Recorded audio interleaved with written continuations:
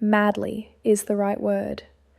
Not in the romantic comedy sense of the breathless, uncomplicated, everything is wonderful falling that the word sometimes evokes.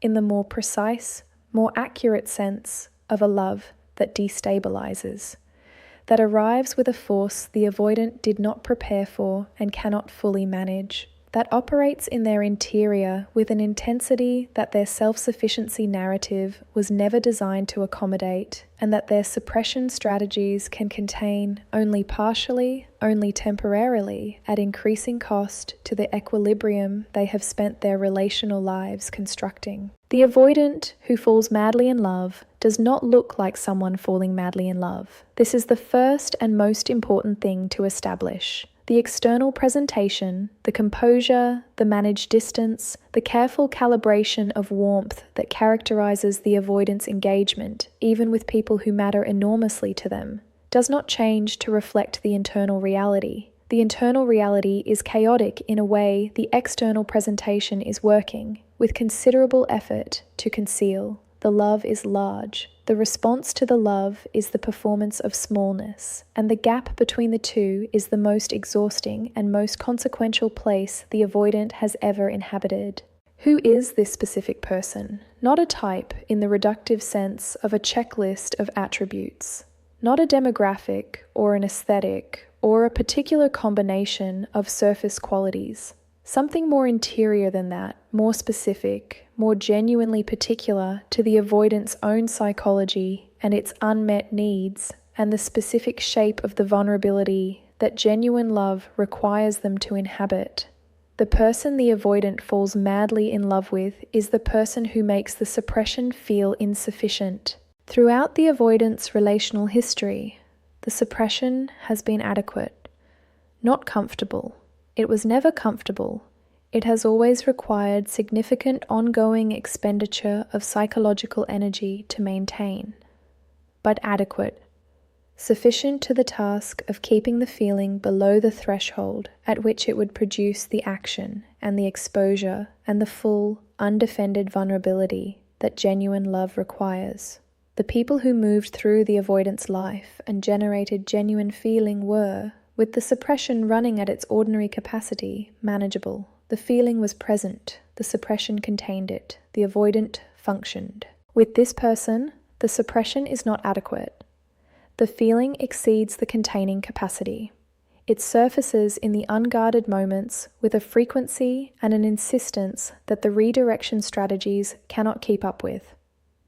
It attaches itself to the ordinary details of daily life, the specific quality of a morning, the particular resonance of something encountered in the world, the instinctive reaching toward this person with reactions and observations, and the desire to share experience that the suppression keeps having to intercept before it produces the action it is reaching toward. The inadequacy of the suppression is itself the signal. The avoidant who has to work this hard to maintain the distance, who is spending this much energy on the management, is spending it because the feeling is this large.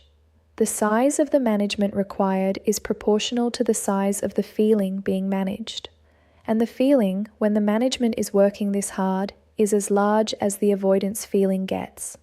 This specific person has a quality that no conscious description fully captures, but that every avoidant who has experienced it recognizes immediately. It is the quality of making the avoidance interior feel less hostile to itself. The avoidance interior is not, in general, a comfortable place to inhabit. The fear, the suppressed need, the longing that is continuously managed against, the self-directed harshness that accompanies the gap between who the avoidant presents themselves as and who they actually are. This is the landscape the avoidant lives in. They have accommodated it. They have arranged their life around it in ways that make it navigable. But it is not a landscape that generates ease. In the presence of this specific person, something in the landscape shifts, not dramatically, not all at once, not in a way that the avoidant can immediately identify as the source of the shift, but observably in the quality of the interior during and after time with this person, something quieter, something with less of the continuous vigilance, something that approaches, without ever quite arriving at,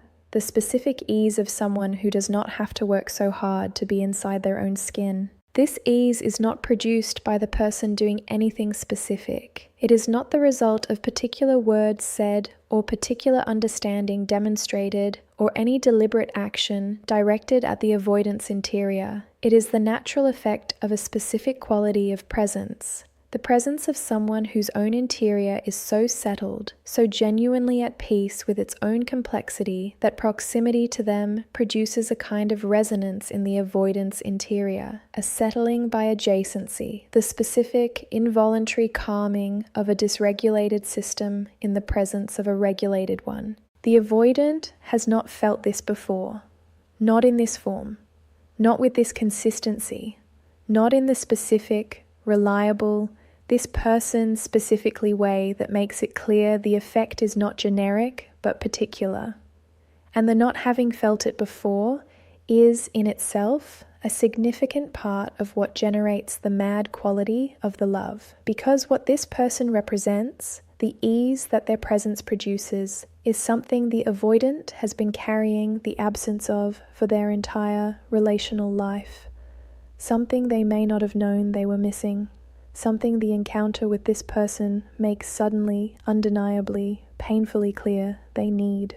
The specific person the avoidant falls madly in love with does not pursue them. This is not a strategic quality, not the deliberate withholding of pursuit designed to activate the avoidant's chase response. It is the natural expression of someone who is genuinely, constitutionally self-possessed, who has their own life, their own becoming, their own genuine fullness that exists independently of the avoidant's engagement with it, who is interested in the avoidant without being organized around them, who reaches toward connection without making the reaching a pressure that the avoidance system needs to manage against. This quality, the presence without the pressure, is experienced by the avoidance system as something it has been unconsciously seeking across the entire history of its relational management, because the management at its deepest level is not about keeping people away. It is about finding a way to be close without the cost that closeness has always carried, the cost of the intimacy pressure, the weight of being someone's something, the specific burden of another person's emotional contingency on them.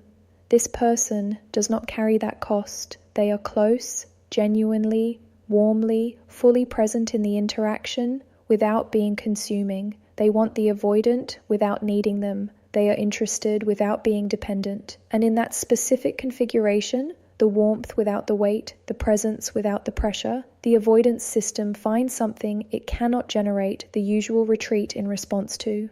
Because the retreat requires the threat, and this person, simply by being who they are, by having the full and self-possessed and entirely non-contingent quality of presence that they have, does not generate the threat.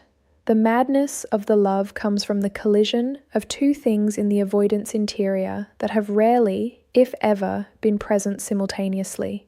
The genuine, large, suppression-exceeding feeling for this person, and the specific terror of the feeling's size. The avoidant has felt significant things before, has managed them, contained them, worked around them with the practiced efficiency of someone who has been doing this management for decades. But the feeling for this person is not manageable in the ordinary way. It is too large, too specific, too attached to too particular a person in too particular a way for the generic management strategies to reduce it to something containable. And the terror is proportional to the feeling. The avoidant is afraid in the specific, primary, deeply embedded way of someone whose nervous system has learned that the larger the feeling, the larger the potential loss, and the larger the potential loss, the more catastrophic the consequence of the vulnerability that love requires. The love is enormous. The potential loss is therefore enormous. The vulnerability that genuine expression of the love would require is therefore enormous. And the enormous vulnerability is exactly the thing that the avoidant's entire psychological structure was constructed to prevent. The madness is this collision, the wanting that exceeds the capacity to contain it, meeting the fear that exceeds the wanting's ability to override it. The love pushing toward expression and the fear pushing toward suppression, with a force that makes the avoidant's interior feel in the presence of this person genuinely, not metaphorically, like a person who is losing their mind. Not because the love is wrong, because it is exactly right, and exactly right for someone built around the architecture of self-protection is the most terrifying thing in the world. The avoidant falls madly in love with the person who makes the walls feel, for the first time in the avoidant's relational life, like the wrong answer. Not unnecessary, not dissolved, still standing, but for the first time genuinely, undeniably experienced as the thing standing between the avoidant and the life their feeling is reaching for, rather than the thing protecting them from the life they were afraid of. That shift from the walls as protection to the walls as obstacle is the madness. And this specific person is the one who produced it simply by being completely, unconditionally, entirely themselves.